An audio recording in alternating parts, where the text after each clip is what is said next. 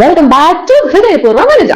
അപ്പൊ ഞാനിന്ന് സംസാരിക്കാൻ പോകുന്ന വിഷയം നമ്മുടെ കേരളക്കരയിലെ ഭൂരിഭാഗം ആൾക്കാരുടെ, ഏകദേശം 90% ആൾക്കാരുടെ ഒരു ഇഷ്ട പരമ്പരയായിരുന്നു ഉപ്പുമുളക്. ഫ്ലവേഴ്സ് ചാനല് ഉപ്പുമുളക്. സത്യത്തില് സീരിയലൊക്കെ കാണുന്ന പണ്ട് പെണ്ണുങ്ങളായിരുന്നെങ്കിൽ ഇതിൽ ആണുങ്ങളും പെണ്ണുങ്ങളും അച്ഛന്മാരും അപ്പനും അമ്മയും കുട്ടികളും ഒക്കെ വന്നിരുന്ന് കാണുന്ന ഒരു പ്രോഗ്രാം ഇഷ്ടപ്പെട്ട് കണ്ടുകൊണ്ട് തുടക്കം മുതൽ കുറെ ചൈൽഡ് ആർട്ടിസ്റ്റിനെയൊക്കെ വെച്ച് നല്ല നല്ല എപ്പിസോഡുകൾ നല്ല രസത്തിൽ പോയിരുന്ന ഒരു എപ്പിസോഡ്.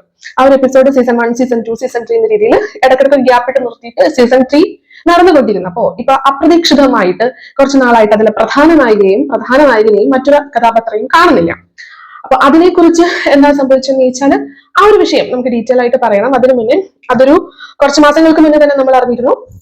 ഒരു ലൈംഗിക അതിക്രമം, സ്ത്രീ പീഡനം എന്നൊക്കെ പറഞ്ഞ വകുപ്പുകൾ പ്രകാരം ഒരു കേസ് രജിസ്റ്റർ ചെയ്യപ്പെടുകയും ആ കേസുമായിട്ട് ബന്ധപ്പെട്ട് കേസ് തീരുന്നത് വരെ ഈ ഒരു ഇത്രയും പറഞ്ഞ ആൾക്കാർ ആ സീരിയലിൽ നിന്ന് മാറി നിൽക്കണം എന്നൊരു കാരണം കൊണ്ടാണ് ഇപ്പോൾ അവരെ ആ സീരിയലിൽ കാണാത്തത്. എന്തായാലും കൊള്ളാം. നമുക്ക് കുറച്ച് ബോറടിച്ച് വന്നൊരു സാധനമായിരുന്നു. ഇപ്പൊ പുതിയ ആ ഒരു വ്യത്യസ്തമായിട്ട് കുട്ടികൾ നല്ല രീതിയിൽ അത് പോകുന്നുണ്ട്. ഇപ്പോഴും വലിയ കുഴപ്പമൊന്നും ഇല്ലാണ്ട് നല്ല രസത്തിൽ, കുറച്ചുകൂടി രസത്തിലൊക്കെ തന്നെ സീരിയൽ പോകുന്നുണ്ട്. ഇവർ ഈ 3 പേര് മാറുന്നു വെച്ചിട്ട് പ്രത്യേകിച്ച് പ്രശ്നമൊന്നും ആ സീരിയലിൽ സംഭവിച്ചിട്ടില്ല. അപ്പോ ഇതാണ് നമ്മുടെ ഇന്നത്തെ വിഷയം. അപ്പൊ നമുക്ക് ഇതില് എന്തുകൊണ്ടെന്ന് ചോദിച്ചാൽ ഇതില് ഈ ഒരു പ്രതിവാദി സംഭവങ്ങള് സെലിബ്രിറ്റീസ് ആയതുകൊണ്ട് തന്നെ അവർക്ക് സോഷ്യൽ മീഡിയയിലോട്ട് ഉള്ള കുറച്ച് നാൾ അവർ റെസ്ട്രിക്ട് ചെയ്ത് വെച്ചിട്ടുണ്ടായിരുന്നു. അതിനുശേഷം അവര് പരസ്പരം അവരുടെ വാദങ്ങളൊക്കെ പറഞ്ഞു വരുന്നു. ഓക്കെ, അതും പോട്ടെ, അവർക്ക് അവരുടേതായിട്ടുള്ള ഭാഗങ്ങൾ പറയാൻ ഒരു അവസരം സോഷ്യൽ മീഡിയ അല്ലെങ്കിൽ മീഡിയ കൊടുക്കുന്നുണ്ടെങ്കിൽ കൊടുക്കട്ടെ. പക്ഷെ ഇതിപ്പോ എന്നോട് സംസാരിക്കുന്നത് ചോദിച്ചാൽ രണ്ടാം പ്രതിയായിട്ടുള്ള ശ്രീകുമാറിന്റെ ഭാര്യ സ്നേഹ ശ്രീകുമാർ, അവരും ഇതില് ഈ ഒരു ആർട്ടിസ്റ്റ് ആയിട്ട് ഈ ഒരു ഫീൽഡിൽ നിൽക്കുന്നവരുടെ ഒരു ഇന്റർവ്യൂ കഴിഞ്ഞ ദിവസം കാണാൻ ഇടയായി. അപ്പോ അതിൽ അവർ ചില പരാമർശങ്ങൾ ഈ ഒരു വാദി ആയിട്ടുള്ള സ്ത്രീയെ ഭയങ്കര അപമാനിക്കുന്ന തരത്തിലാണ് പേഴ്സണലി എനിക്ക് ഫീൽ ചെയ്തിട്ടുണ്ടായിരുന്നു. അപ്പോ ആ ഒരു അതിനുശേഷം ഈ വാദിയായ സ്ത്രീയും അവരുടേതായിട്ട് രീതിയിൽ ഒരു ഇന്റർവ്യൂ ഒക്കെ കൊടുത്തിട്ടുണ്ട്. അങ്ങനെ ഇത് ആകെ കശപിശ കലുഷിതമാകുന്ന രീതിയിൽ എനിക്ക് ആ ഒരു രണ്ടാം പ്രതിയുടെ ഭാര്യ ഇതില് വേണ്ടാത്ത ചില പരാമർശങ്ങൾ നടത്തിയപ്പോൾ തന്നെ ഇതിൽ കുറച്ച് കാര്യങ്ങൾ സംസാരിക്കണമെന്ന് തോന്നി. എന്നിട്ട് നമ്മളൊക്കെ വേറെ എത്ര വലിയ വിഷയങ്ങൾ ഉള്ളത് കൊണ്ട് ഈ ഒരു സാധനം എടുത്തിട്ടില്ലേ. പക്ഷെ എനിക്ക് കുറച്ച് കാര്യങ്ങൾ ചോദിക്കണം, പറയണം, കുറച്ച് കൃത്യമായിട്ടുള്ള കുറച്ച് കാര്യങ്ങൾ ജനങ്ങളെ എന്റേതായ രീതിയിൽ അറിയിക്കണം എന്ന് എനിക്ക് തോന്നിയത് കൊണ്ടാണ് ഞാൻ ഒരു സബ്ജക്ട് എടുത്തത്. അപ്പോൾ നമുക്ക് അതിലേക്ക് പോകാം. അതിന് മുന്നേ ചാനൽ സബ്സ്ക്രൈബ് ചെയ്യാത്തവർ സബ്സ്ക്രൈബ് ചെയ്യുക, ലൈക്ക് ചെയ്യുക, ഷെയർ ചെയ്യുക എന്ന് എല്ലാവരും പറയുന്ന പോലെ ഞാനും പറയുന്നു. സബ്സ്ക്രൈബ് ചെയ്യാത്തവർ സബ്സ്ക്രൈബ് ചെയ്യുക. ഇതുപോലെ സൊസൈറ്റിയിൽ ചില സംസാരിക്കേണ്ട വിഷയം, ഇതിലൊരു നിയമപരമായ ഒരു വിഷയം കൂടെ ഉള്ളത് കൊണ്ട് ഈ ഒരു വിഷയം സംസാരിക്കുന്നു. അത് കോടതിയുടെ മുന്നിൽ നിൽക്കുന്ന ഒരു കാര്യമായതുകൊണ്ട് തന്നെ ചില കാര്യങ്ങൾ ചിലർ ചെയ്യാൻ പാടില്ല എന്ന് എനിക്ക് വ്യക്തിപരമായിട്ട് തോന്നി. അതുകൊണ്ടാണ് ഒരു സബ്ജക്ട് എടുത്തത്. അപ്പൊ നമുക്ക് ഇതോട്ട് പോവാം. അപ്പൊ എന്താണ് ഈ ഒരു ഇപ്പൊ സംസാരിക്കാനുള്ള വിഷയം എന്ന് വെച്ചാൽ ഇവരുടെ ഇന്റർവ്യൂ. ആ ഇന്റർവ്യൂവില് രണ്ടാം പ്രതിയായ ശ്രീകുമാറിന്റെ ഭാര്യ സ്നേഹ ശ്രീകുമാർ ഈ പരാതി കൊടുത്ത സ്ത്രീയെ അവർ അങ്ങനത്തെ ഒരു ക്യാരക്ടറാണ്, അവർ വെറുതെ കള്ളക്കേസ് കൊടുത്തതാണ്, അവർ കള്ളപ്പരാതി കൊടുത്തതാണ് എന്നൊക്കെ പറഞ്ഞുകൊണ്ട് അവർക്ക് സ്വയം അവരെ ന്യായീകരിക്കാം. അത് വേറെ എന്തെങ്കിലും വിധത്തിൽ ന്യായീകരിച്ചാൽ മതിയായിരുന്നു. പകരം കോടതിയുടെ മുന്നിലോട്ട് ഒരു പരാതി കൊടുത്ത ഒരു സ്ത്രീയെ അവരെ ഒരു സമൂഹത്തിന്റെ മുന്നിൽ ഒരു 10 പേര് അല്ലെങ്കിൽ ആ ഒരു വീഡിയോ അവരുടെ ഇന്റർവ്യൂ കാണുന്ന ഒരു സപ്പോസ് ഒരു 20,000 പേര് ഉണ്ടെന്ന് വിചാരിക്കും. ഒരു 10,000 പേരുടെ മനസ്സിലേക്ക് ആ ഒരു പരാതിക്കാരിയെ വലിച്ചു കയറി ഒട്ടിക്കുന്ന തരത്തിൽ കാര്യങ്ങൾ എത്തിക്കണം എന്നൊരു ദുരുദ്ദേശത്തോടു കൂടി തന്നെ കുറച്ച് സ്റ്റേറ്റ്മെന്റ് മനഃപൂർവ്വം ഇറക്കി എന്ന് എനിക്ക് തോന്നി. അതുകൊണ്ട് തന്നെയാണ് ഈ ഒരു സംഭവം ഞാൻ എടുത്ത് സംസാരിക്കുന്നത്. അപ്പോൾ നമ്മൾ അറിഞ്ഞത് ഏകദേശം ഒരു 5-6 മാസത്തിന് മുന്നേ പെട്ടെന്ന് നമ്മൾ ഞെട്ടിത്തിരിച്ചുകൊണ്ട്, പക്ഷെ ഞാൻ അത്ര ഞെട്ടിയില്ല, ഞാനിത് എപ്പോ സംഭവിക്കും പ്രതീക്ഷിച്ചിരിക്കുന്നു. ആ ഒരു പ്രതീക്ഷ എന്തുകൊണ്ട്, ഇതിനു മുന്നേ എന്തൊക്കെ ശ്രദ്ധിച്ച കാര്യങ്ങളുണ്ട് എന്നൊക്കെയാണ് ഞാൻ പറയാൻ പോകുന്നത്. ഇങ്ങനെ പെട്ടെന്നൊരു വാർത്ത വന്നപ്പോഴത്തേക്ക് ഈ ഒരു ഉപ്പുമുളക് സീരിയലിലെ ബിജു സോപാനത്തിനും ശ്രീകുമാറിനും എതിരെ കേസ് രജിസ്റ്റർ ചെയ്തു. സ്ത്രീ പീഡനത്തിനെതിരെയുള്ള കേസാണ്. അതിന് ബിജു സോപാനം എന്ന് പറഞ്ഞ വ്യക്തി ലൈംഗിക പരമായിട്ട് ഏതോ ഉദ്ദേശത്തോട് കൂടി സംസാരിച്ചു, ഒളിഞ്ഞ് വസ്ത്രം മാറുന്നിടത്ത് നോക്കി എന്നൊക്കെ രീതിയിൽ ഒരുപാട് സംഭവങ്ങൾ അതിനെതിരെയും. അപ്പൊ അതിന് പ്രതികരിച്ച സ്ത്രീക്കെതിരെ ഭീഷണിയുമായിട്ട് ശ്രീകുമാർ വന്നു എന്ന നിലയിൽ രണ്ടാം പ്രതിയായിട്ട് ശ്രീകുമാറിനെയും പ്രതി ചേർത്തുകൊണ്ടുള്ള കേസുകൾ വന്നു എന്ന് നമ്മുടെ മെയിൻ സ്ട്രീം മാധ്യമങ്ങൾ റിപ്പോർട്ട് ചെയ്തു. അപ്പോ അന്ന് എല്ലാവരും ആരാണ് ഈ പരാതി കൊടുത്തത്, ഏതാണ് കൊടുത്തത് എന്ന് പറഞ്ഞ ഭയങ്കര ഒരു രീതിയിലൊരു സൈബർ രീതിയിൽ ഒരു കുറച്ച് ഇഷ്യൂസ് അന്നും ഉണ്ടായിരുന്നു സൈബറിനകത്ത്. അപ്പൊ ആദ്യം ഇപ്പോ അതിൽ അഭിനയിച്ചുകൊണ്ടിരിക്കുന്ന പലരുടെ പേരുകളിലുമാണ് വന്നത്. പക്ഷെ കുറച്ച് ദിവസങ്ങൾ കഴിഞ്ഞപ്പോൾ തന്നെ അത് ആരാണ് പരാതി കൊടുത്തത്, പിന്നെ അവർ ആ സീരിയലിൽ നിന്ന് മാറി നിന്നവരെയൊക്കെ വെച്ച് എല്ലാവർക്കും മനസ്സിലായി.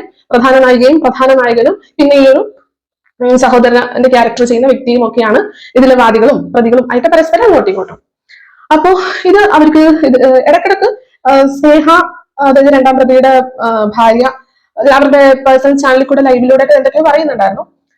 പിന്നീട് പരാതിക്കാർ ഇതുവരെ നിലവിൽ വന്നിട്ടുണ്ടായിരുന്നില്ല ഒന്നിനെ കുറിച്ച് ഒരിടത്തും. വിഷ്ണുവിന്റെ ഇന്റർവ്യൂവിന് പോലും അവരിതൊക്കെ ചോദിക്കുന്ന സ്കിപ്പ് അടിച്ചു പോകുമായിരുന്നു.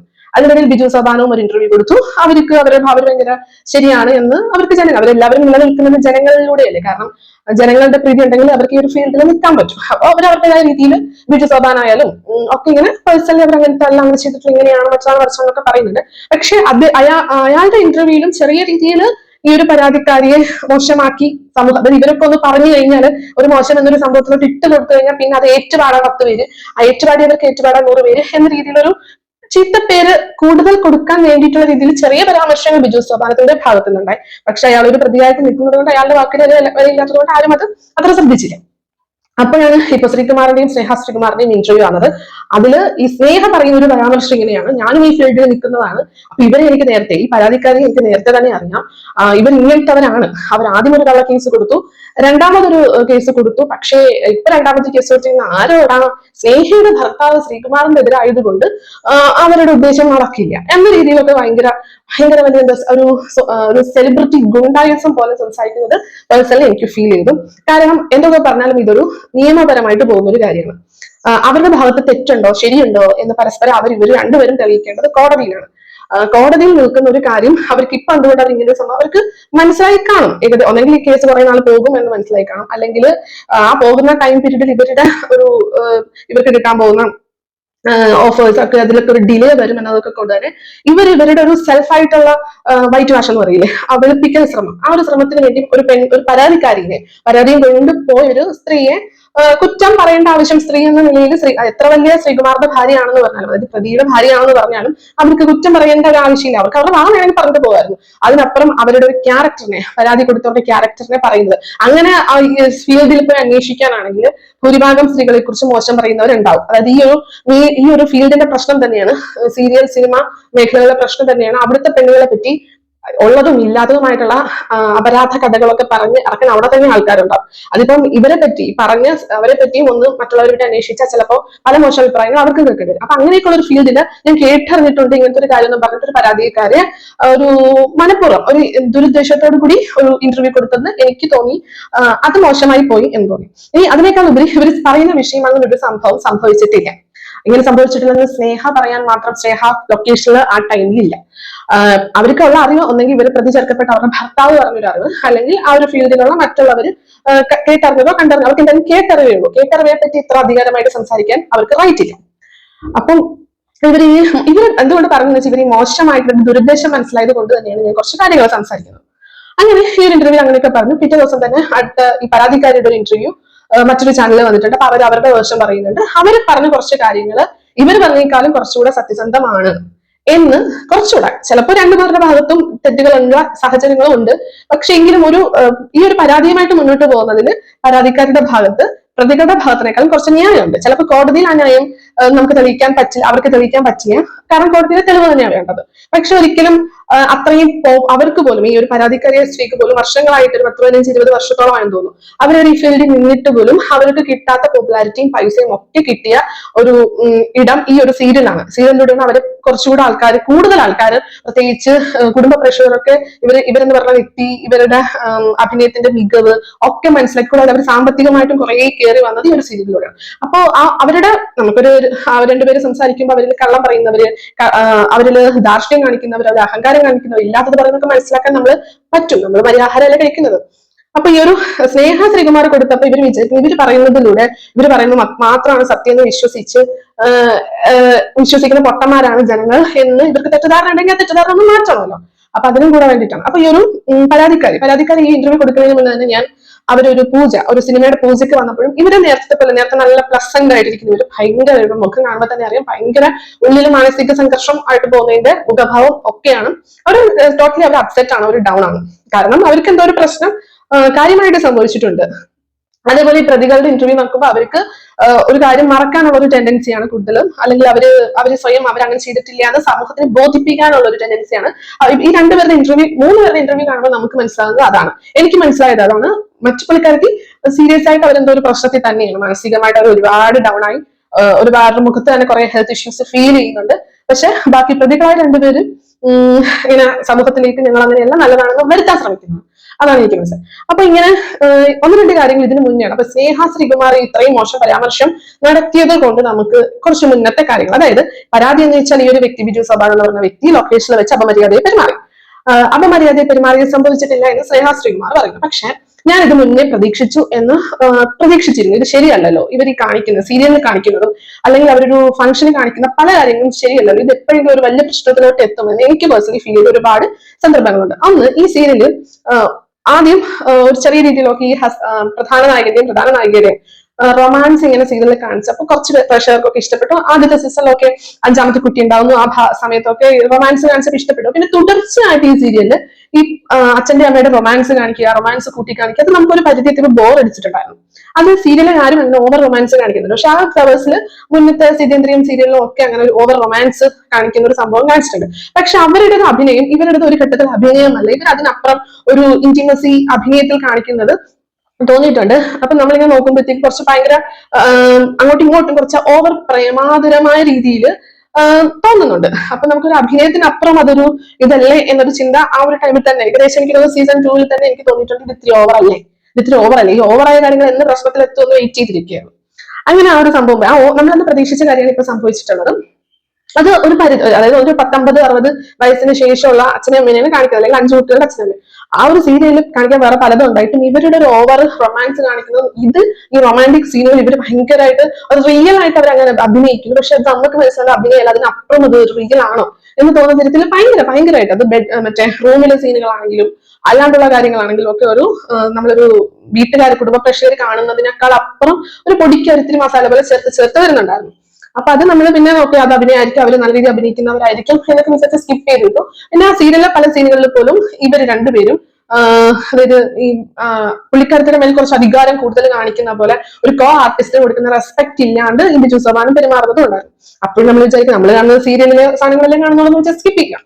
പിന്നെയാണ് ഇതിൽ തന്നെ ഒരു നടന്റെ കല്യാണം നടന്നത്. മൂത്ത മകനായിട്ട് അഭിനയിച്ച ഋഷിയുടെ കല്യാണത്തിന് ഇവര് വന്ന സമയത്ത്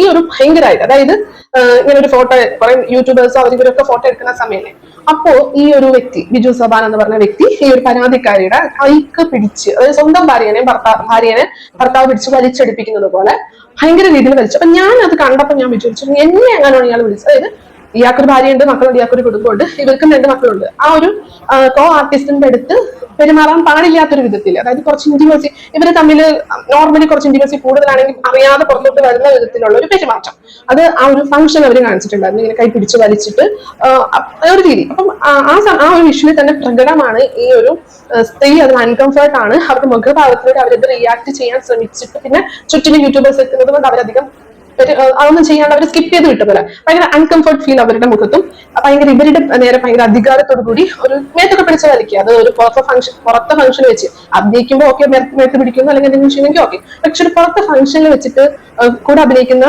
ഒരു സ്ത്രീയെ, ഒരു ഭാര്യനെ പിടിച്ചടിപ്പിക്കുന്ന പോലെ അടുപ്പിച്ച് നിൽക്കുന്നതും, പിന്നെ ആ ഒരു കല്യാണ ഫംഗ്ഷൻ ഒരുപാട് ക്ലിപ്പിലൊക്കെ ഈ ഒരു ബിജു സബാനം കുറച്ച് കള്ളൊക്കെ കുടിച്ച് കിറുങ്ങി നിൽക്കുമ്പോൾ ഉള്ളൊരു ചേഷ്ടകൾ പുറത്തോട്ട് വരുന്നുണ്ട്, പ്രത്യേകിച്ച് ഇവരുടെ അടുത്ത്. അപ്പൊ സത്യം പറഞ്ഞ ആ ഒരു വിഷയം എടുത്തിട്ട് തന്നെ ഇവർക്ക് വേണമെങ്കിൽ പരാതി കൊടുക്കാം. പക്ഷെ ഇവർ ആ ഒരു സമയത്ത് ആത്മസംയമനം പാലിച്ചു അൺകംഫർട്ട് ആയിട്ട് മുഖം പെട്ടെന്ന് മാറുമ്പോൾ നമുക്കത് മനസ്സിലാവുമല്ലോ. അപ്പൊ ആ ഒരു സംഭവത്തിന് തന്നെ അന്ന് തന്നെ ഇവർക്ക് വേണമെങ്കിൽ കേസ് കൊടുക്കായിരുന്നു. കാരണം ഒരു മോശം വ്യക്തി ഒരു സ്ത്രീയോട് പെരുമാറുന്ന പോലെ തന്നെയാണ് ബിജു സബാൻ അന്ന് പെരുമാറിയത്. അപ്പൊ സമാനമായ സംഭവമാണ് അവിടെ നടന്നിട്ടുണ്ടെങ്കിൽ തീർച്ചയായിട്ടും ഈ സ്ത്രീക്ക് പരാതി കൊടുക്കാം. അപ്പൊ അങ്ങനെ ഒരു സംഭവം നടന്നിട്ടില്ല എന്ന് അവിടുത്തെ ലൊക്കേഷനിൽ അപ്പൊ അവിടെ ഇല്ലാത്ത സ്നേഹ ആധികാരികമായി പറയേണ്ട ഒരു ആവശ്യമില്ല, അല്ലെങ്കിൽ 2ാം പ്രതിയുടെ ഭാര്യ പറയേണ്ട ആവശ്യമില്ല. ഇനി അവർക്കിത് പറയണമെങ്കിൽ കേസൊക്കെ തീർന്ന് അവരെ വെറുതെ വെട്ടിയതിനു ശേഷം എന്ന് പറയുന്നതാണ് മാന്യത. അപ്പോ ഈ ഒരു സംഭവം നമ്മളുടെ യൂട്യൂബിൽ നമ്മളൊന്ന് സെർച്ച് ചെയ്ത് ഇപ്പോഴും കിട്ടുന്ന സാധനമാണ്. ആ ഒരു മോശം രീതിയിലെ പെരുമാറ്റം പബ്ലിക്കലി അയാൾ പ്രകടിപ്പിച്ചു. എനിക്ക് മനസ്സിലാവുന്ന ചിലപ്പോ ഫംഗ്ഷനിൽ വല്ല കള്ളൊക്കെ കുടിച്ച് കുറച്ച് ബോധാവസ്ഥ ഇരുന്ന സമയത്ത് അയാളുടെ തനി സ്വഭാവം അറിയാണ്ട് പുറത്തോട്ട് വന്നതാണ്. ഒരു ദൈവം എല്ലാത്തിനും ഒരു തെളിവ് എവിടെയെങ്കിലുമൊക്കെ വെക്കുന്ന പോലെ വേണമെങ്കിൽ ആ തെളിവ് എടുത്ത് വെച്ച് നമുക്ക് ഇവരെ മനസ്സിലാക്കാം. ആ ഒരു സംഭവം തന്നെയാണ് ഇപ്പൊ പുതിയ ഇന്റർവ്യൂവിൽ പരാതിക്കാരി പറയുന്നത്. ഒരുപാട് ഞാൻ ക്ഷമിച്ചു, ഒരുപാട് പ്രാവശ്യം വിട്ടു കളഞ്ഞു, പക്ഷെ എനിക്ക് പറ്റാത്തൊരു പോയിന്റ് വന്നപ്പോ ദൈവമായിട്ട് രക്ഷപ്പെടൂ, ഓടൂ എന്ന് പറഞ്ഞ സമയത്ത് അവര് പരാതി കൊടുത്തു. ആ ഒരു സാധനം എനിക്ക് നന്നായിട്ട് മനസ്സിലാവും. അവരത് പറഞ്ഞത് സത്യസന്ധമായിട്ട് അവരുടെ ഭാവിയിൽ നിന്ന് വന്ന വരികളാണ്. കാരണം അവർ ഒരുപാട് സ്ഥലത്ത് അവർ അഡ്ജസ്റ്റ് ചെയ്യുന്നത് പബ്ലിക്കിൽ കിടപ്പുണ്ട്. യൂട്യൂബിൽ പോലെ ഫംഗ്ഷൻസിനൊക്കെ പോകുമ്പോഴത്തേക്ക് അവർ വിട്ട് കളയുന്നു. ആ ഒരു ഇന്റർവ്യൂ അവർ പറഞ്ഞ പോയിന്റ് കറക്റ്റ് ആണ് എന്നതിനുള്ള തെളിവാണ് ഈ ഒരു നടന്റെ കല്യാണ ഫംഗ്ഷൻ വെച്ചിട്ട് ഇയാൾ പെരുമാറിയ വിധം. അപ്പം അതൊക്കെ അവർ പറഞ്ഞത്. പിന്നെ ഇവർ തന്നെ ഇന്റർവ്യൂവിൽ പറയുന്നുണ്ട് ആ ലൊക്കേഷനിൽ മറ്റൊരു പ്രശ്നം ഉണ്ടായപ്പോ, അതായത് ഈ ബിജു സോപാനം എന്ന് പറഞ്ഞ വ്യക്തി, ശ്രീകുമാർ എന്ന് പറഞ്ഞ വ്യക്തി, ഇവർ രണ്ടുപേരിൽ ഒരാൾക്ക് അവർക്ക് ഇഷ്ടമില്ലാത്തവർ ലൊക്കേഷനിൽ നിൽക്കുന്നത് ഇഷ്ടമില്ലാത്തത് കൊണ്ട് ഒരു വയ്യാത്ത ഒരാളവിടെ ഒരു സെറ്റിൽ ഉണ്ടായിരുന്നു. അയാളെ പറ്റി അപവാദ പ്രചരണം നടത്തി. അത് ഈ ഒരു പരാതിക്കാരി കണ്ടുപിടിച്ച് എല്ലാവരെയും അറിയിച്ചപ്പോൾ ഇവർക്ക് വ്യക്തിവൈരാഗ്യം ഉണ്ടായിരുന്നു. ആ വ്യക്തിവൈരാഗ്യം കാരണം ഇവർ പ്രതീക്ഷിച്ചിരുന്നു ഇവർക്ക് എന്തെങ്കിലും ഒരു പണി കിട്ടുമെന്ന്. ആ പണിയാണ് ഇപ്പൊ കിട്ടിയതെന്നും ഈ പരാതിക്കാരി പറയുന്നുണ്ട്. അപ്പൊ നമ്മൾ ഇതെല്ലാം നമ്മുടെ മുന്നിൽ ഇവര് പല പല കാര്യങ്ങളൊക്കെ വെച്ച് നോക്കുമ്പോഴത്തേക്ക് പരാതിക്കാരി പറയുന്നതിൽ ഒരുപാട് ശരിയുണ്ട്. പക്ഷെ ഒരു പ്രശ്നം എന്ന് വെച്ചാൽ ഇതൊരു ലൈംഗിക അതിക്രമം പ്ലസ് ഭീഷണി എന്നൊക്കെ പറഞ്ഞൊരു സെക്ഷൽ അബ്യൂസിന്റെ പരിധിയിൽ വരുന്ന പ്രശ്നങ്ങളാണ്. സെക്ഷൽ അബ്യൂസിന്റെ, അതായത് ഇത് കേൾക്കുമ്പോൾ ജനങ്ങൾ വിചാരിക്കുന്നത് എന്താണ്, അവൾ പീഡന കേസ് കൊടുത്തു. പീഡനം എന്ന് വെച്ചാൽ എല്ലാവർക്കും അറിയുന്നത് റേപ്പ് എന്ന് പറയുന്ന സാധനമാണ്. അപ്പൊ റേപ്പിന്റെ വകുപ്പ് വേറെയാണ് എന്ന് അറിയാമില്ലാത്തവർ വിചാരിക്കും, അവൾ ഇത്രയും നാൾ അവരുടെ കൂടെ അഭിനയിച്ചിട്ട് ഒരു സുപ്രഭാതി എന്തോ ഒരു ചെറിയ കാര്യത്തിൽ റേപ്പ് കേസ് ഒക്കെ കൊടുത്തു എന്ന രീതിയിലാണ്. പക്ഷെ റേപ്പ് കേസ് അല്ല. സമൂഹം മനസ്സിലാക്കേണ്ട കാര്യം, ഇപ്പൊ ഞാൻ റോഡിൽ കൂടെ പോകുന്നു, അപ്പൊ ഒരു പരിചയക്കാരൻ്റെ അടുത്ത് വന്നാൽ പരിചയമില്ലാത്ത ഒരാൾ വന്നിട്ട് കയ്യിൽ കയറി പിടിക്കുന്നു. അപ്പൊ എനിക്കത് ഇഷ്ടപ്പെടുന്നില്ല, അതിലൊരു ഒച്ചപ്പാടും ബഹളമൊക്കെ ഉണ്ടാവും. ഞാൻ നേരെ പോലീസ് സ്റ്റേഷനിൽ പോകുന്നു, പരാതി കൊടുക്കുന്നു. അപ്പൊ അയാൾ എന്റെ ബോഡിയെ ടച്ച് ചെയ്തിട്ടുണ്ട്. അപ്പൊ ഞാൻ പരാതി കൊടുക്കുമ്പോൾ എനിക്കത് പരാതി ഉണ്ടെന്ന് ഞാൻ പോലീസ് സ്റ്റേഷനിൽ പറയുകയാണെങ്കിൽ പോലീസ് എടുക്കുന്ന കേസ് ഈ ലൈംഗിക അതിക്രമം അല്ലെങ്കിൽ സെക്ഷൽ അബ്യൂസിന്റെ പരിധിയിൽ വരുന്ന സ്ത്രീയെ ഉപദ്രവിച്ചു അല്ലെങ്കിൽ സ്ത്രീയെ ഭീഷണിപ്പെടുത്തി, ഈ ഒരു പരിധി എന്ന് പറഞ്ഞാൽ 354 IPC, ഭാരതീയ നിയമ സംഹിതയിൽ മാറ്റം വന്നോന്ന് അറിയില്ല. IPC 354 പ്രകാരമുള്ള കേസുകളാണ്. അപ്പൊ ഈ രണ്ട് വ്യക്തികൾക്കെതിരെയും, ബിജു സോപാനത്തിനെതിരെയും ശ്രീകുമാറിനെതിരെയും ഈ ഒരു രീതിയിലെ കേസാണ് എടുത്തിരിക്കുന്നത്. അപ്പൊ ഭീഷണിപ്പെടുത്തിയാലും ഈ ഒരു വകുപ്പാണ്, കയ്യിൽ കയറി പിടിച്ചാലും അല്ലെങ്കിൽ ഒളിഞ്ഞു നോക്കുമ്പോൾ വേറൊരു വകുപ്പും കൂടെ വരുന്നുണ്ട്. അപ്പൊ ഈ 354 ABCD എന്നൊക്കെ പറഞ്ഞ കുറച്ച് വകുപ്പുകളാണ് ഇടുന്നത്. ഇതൊരു സത്യം പറഞ്ഞതൊരു ശുഷ്കമായ വകുപ്പാണ്.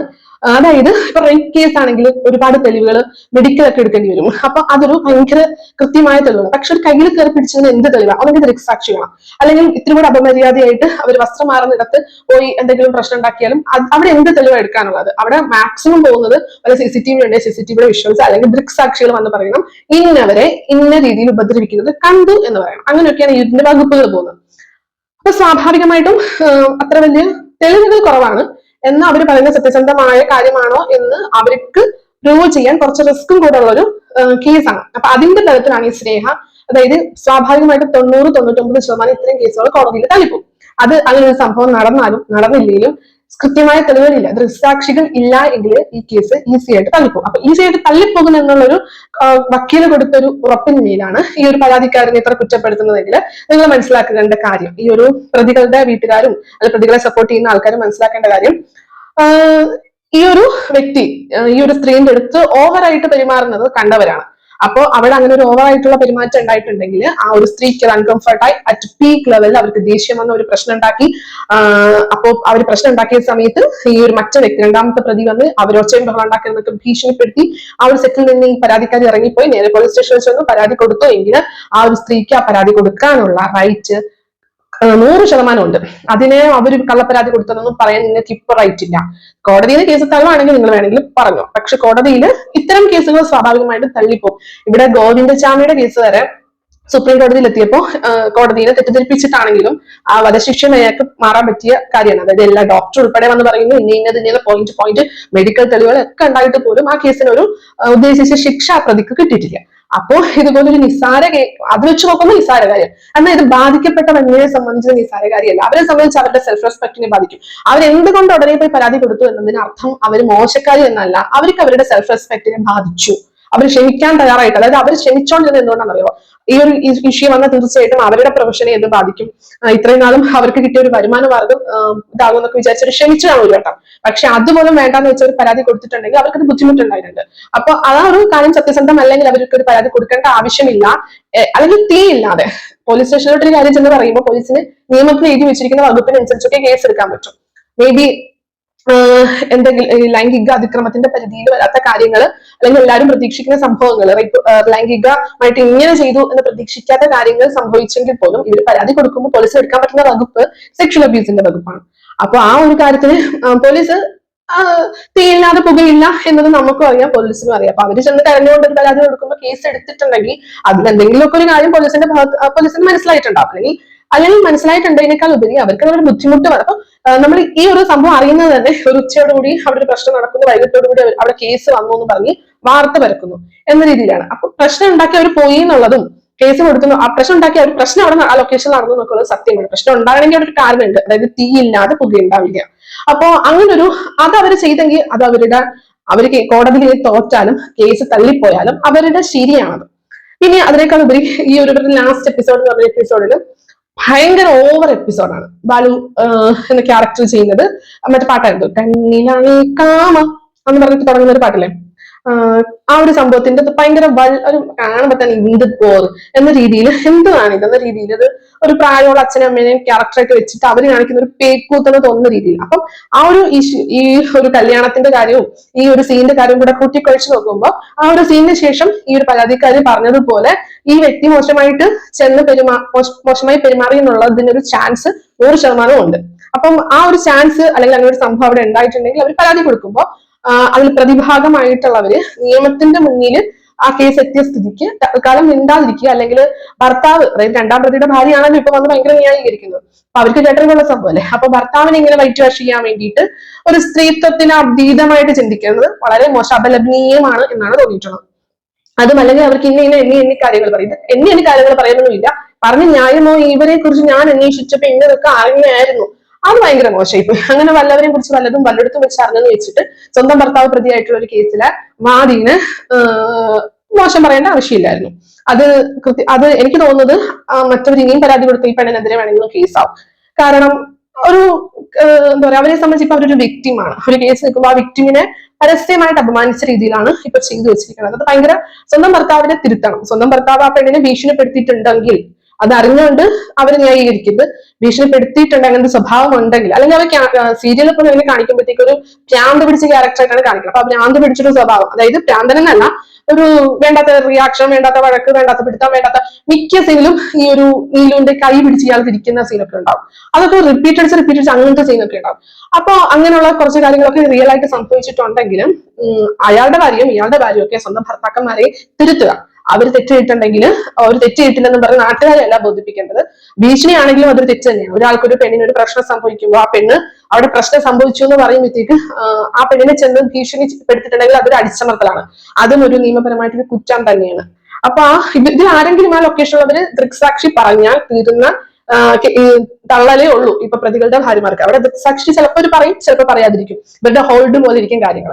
ആ ഒരു ലൊക്കേഷനിലുള്ളവർ ആരെങ്കിലും ഇങ്ങനെ ചെയ്യുന്നതിന് സാക്ഷിയാണ്, ഞങ്ങൾ നേരിട്ട് കണ്ടിട്ടുണ്ട് എന്ന് പറഞ്ഞാൽ അതൊരു തെളിവ് തന്നെയാണ്. ചിലപ്പോൾ ഇവർ വിശ്വസിക്കുന്ന, ചിലപ്പോൾ അങ്ങനെ ആരും പറയത്തില്ലായിരിക്കും, അതായിരിക്കും ഇവരുടെ ധൈര്യം.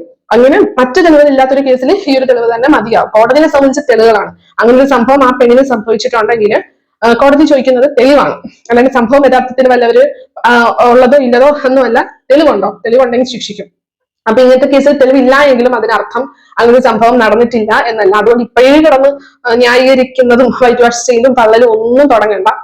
അതിന്റെ വഴിക്ക് പോട്ടെ. പിന്നെ ഇവർക്ക് ഇപ്പൊ കേസൊക്കെ ആയതിനു ശേഷം ഇവർക്ക് മനസ്സിലായെന്ന് തോന്നി കേസൊക്കെ, ഇവർ വിചാരിക്കുന്നത് തീരട്ടെയോ എന്നിട്ട് കാണിച്ചു തരാം എന്ന് പറയും. അപ്പൊ ഇവര് മനസ്സിലാക്കേണ്ട ഏകദേശം ഒരു അതിവേഗ കോടതിയെ സമീപിച്ചാൽ പോലും ഒരു 5 വർഷമെങ്കിലും കുറഞ്ഞതെടുക്കും. അല്ലാത്ത രീതിയിലാണെങ്കിൽ പെൻഡിങ് ആയിട്ട് കിടന്ന ഇപ്പൊ അവിടെ ഒരു 3 വയസ്സുള്ള ബാലതാരം വന്നിട്ടുണ്ട്, ആ പെൺകൊച്ചിന്റെ കല്യാണം കഴിഞ്ഞാൽ ഈ കേസ് തീരണമെന്ന് ഒരു നിർബന്ധമില്ല. അപ്പൊ അങ്ങനെയുള്ള കാര്യത്തിലൊക്കെ കുറച്ച് ആത്മസംയമനം പാലിക്കുക. ഒരു പെണ്ണെന്ന നിലയിൽ മറ്റൊരു പെണ്ണിനെ മോശം, അത് ഭയങ്കര, അതായത് അവരുടെ അവസാനത്തെ അടവായിട്ടാണ് എനിക്ക് തോന്നിയത് ഈ സ്നേഹ ശ്രീകുമാറിന്റെ. അവർക്ക് എന്തായാലും ഇതിൽ പെട്ടു, കോടതിയിൽ കേസായി. അപ്പൊ ഇനിയും കുറച്ച് നാള് ജനങ്ങളുടെ മുന്നിൽ പിടിച്ചു നിൽക്കണമെങ്കിൽ പരാതിക്കാരെ മോശമായി ചിത്രീകരിക്കാം എന്നാണ് എനിക്ക് ഫീൽ ചെയ്യുന്നത്. മറ്റേ പരാതിക്കാർ ഇവർ ആരും മോശമായിട്ടൊരു കാര്യം പറഞ്ഞിട്ടില്ല. അവർ ഇന്ന കാര്യങ്ങൾ, അവർ ഇങ്ങനെ പറയുന്ന ഓരോ പോയിന്റിലും സമാനമായ സംഭവങ്ങൾ നമ്മുടെ കൺമുന്നിൽ യൂട്യൂബിൽ നിന്ന് ജസ്റ്റ് സെർച്ച് ചെയ്താൽ തന്നെ കിടപ്പുണ്ട്. ജസ്റ്റ് ഋഷിയുടെ മാരേജിൽ ഇവരുടെ വീഡിയോ എന്ന് പറഞ്ഞ് ജസ്റ്റ് സെർച്ച് ചെയ്താൽ തന്നെ ഈ ബാലുവിന്റെ അപമര്യാദയായിട്ടുള്ള പെരുമാറ്റത്തിന്റെ വീഡിയോസും ഉണ്ട്. അപ്പൊ ന്യായീകരിക്കാൻ വരണേന് മുന്നേ അതൊക്കെ ഒന്ന് കാണുന്നത് നല്ലതായിരിക്കും. പിന്നെ അതുപോലെ റിട്ടയർഡ് ആയിട്ടുള്ള ഒരു പോലീസ് ഓഫീസർ ഇതിനെ കുറിച്ച് ഭയങ്കരമായിട്ട് പറഞ്ഞു എന്നൊക്കെ പറഞ്ഞിട്ട് സ്നേഹ ഭയങ്കര വെല്ലുവിളിക്കുന്നുണ്ട് ആ ഇന്റർവ്യൂല്. അപ്പോൾ എനിക്ക് സ്നേഹയോട് ചോദിക്കാനുള്ള കാര്യം, അല്ലെങ്കിൽ ഇവർ പണ്ട് കൈരളി, എനിക്കത് എടുത്തു പറയേണ്ട ഒരു കാര്യം, കൈരളിയിൽ ഇവർ ഭയങ്കര ഗോസിപ്പിന്റെ ഒരു പ്രോഗ്രാം അവതരിപ്പിക്കുന്നുണ്ട്. അതായത് കണ്ടമാനം ഏത് വഴി കൂടെ ആര് പോലും അവരെ പറ്റി അത് അങ്ങനെയാണ് ഇങ്ങനെയാന്നൊക്കെ പറഞ്ഞ ഗോസിപ്പിന്റെ ഒരു സിനിമ സീരിയൽ ഫീൽഡിലെ ഗോസിപ്പ് കഥകൾ പറയുന്ന ഒരു പ്രോഗ്രാം ഇവർ അവതരിപ്പിക്കുന്നുണ്ടായിരുന്നു. അപ്പൊ അവർ ഈ ഗോസിപ്പൊക്കെ പറഞ്ഞാൽ ഇവർ കണ്ണിൽ കണ്ടിട്ടാണോ? ഇപ്പൊ ഇവരുടെ ഭർത്താവ് പ്രതി ചേർത്തപ്പോ ആ ഒരു കേസിനെ കുറിച്ചൊരു റിട്ടയർഡ് ആയിട്ടുള്ള ഒരു പോലീസ് ഓഫീസർ പറഞ്ഞപ്പോ ഇവർക്ക് എന്നെ പിടിക്കുന്നില്ല. ഇവർക്ക് എന്താണ്, എനിക്ക് തോന്നുന്നത് ഒരു സെലിബ്രിറ്റി ഗുണ്ടായിസ് ആണ് ഈ ഒരു ശ്രീകുമാറിന്റെ ഭാര്യ ഇപ്പൊ കാണിക്കുന്നത്. അതൊരിക്കലും ഒരു ജനം അംഗീകരിച്ചു കൊടുക്കേണ്ട ആവശ്യമൊന്നുമില്ല. അവർക്ക് പരാതി ഉണ്ട്, അവർ പരാതി കൊടുത്തു. കേസ് കോടതിയിലാണ്, കോടതി തീരുമാനിക്കട്ടെ. തെളിവുണ്ടെങ്കിൽ ശിക്ഷിക്കണമെങ്കിൽ ശിക്ഷിക്കട്ടെ, തെളിവില്ലെങ്കിൽ തള്ളിക്കളയണേ. ഈ കോടതി കേസ് തള്ളിയാൽ പോലും തള്ളിക്കളയുന്നത്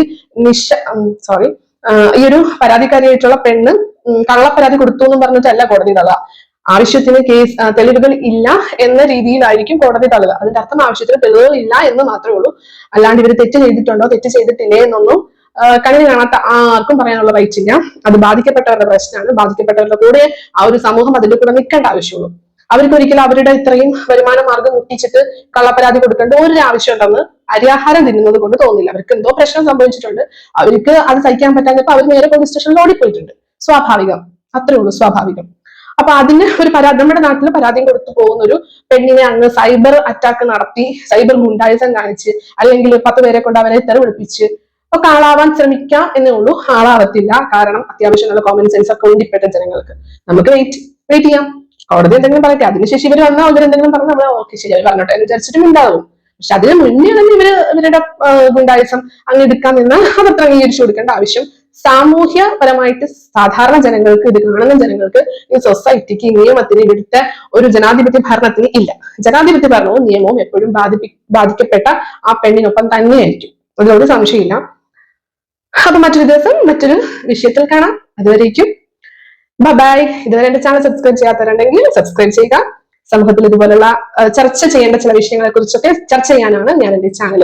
അതായത് ചില കാര്യങ്ങൾ കോർണർ ചെയ്യപ്പെട്ടു പോകുന്നു, ചില പ്രത്യേകിച്ച് പെണ്ണുങ്ങളൊക്കെ കോർണർ ചെയ്യുന്നുണ്ട് ചില വിഷയങ്ങളിൽ. അങ്ങനെയുള്ള വിഷയങ്ങളും അതല്ലാണ്ടുള്ള വിഷയങ്ങളും നിയമപരമായിട്ടുള്ള വിഷയങ്ങളും രാഷ്ട്രപരമായിട്ടുള്ള വിഷയങ്ങളും ഹോട്ട് ടോപ്പിക്സും ഒക്കെ സംസാരിക്കാൻ വേണ്ടിയിട്ടാണ് ഈ ഒരു ചാനൽ. ഇത് ചാനൽ സബ്സ്ക്രൈബ് ചെയ്യാത്തവർ സബ്സ്ക്രൈബ് ചെയ്യുക, ലൈക്ക് ചെയ്യുക, ഷെയർ ചെയ്യുക, നിങ്ങളുടെ പരിചയക്കാരെ കൊണ്ട് സബ്സ്ക്രൈബ് ചെയ്യിപ്പിക്കുക. അപ്പൊ മറ്റൊരു ദിവസം കാണാം. അതായിരിക്കും ബൈ.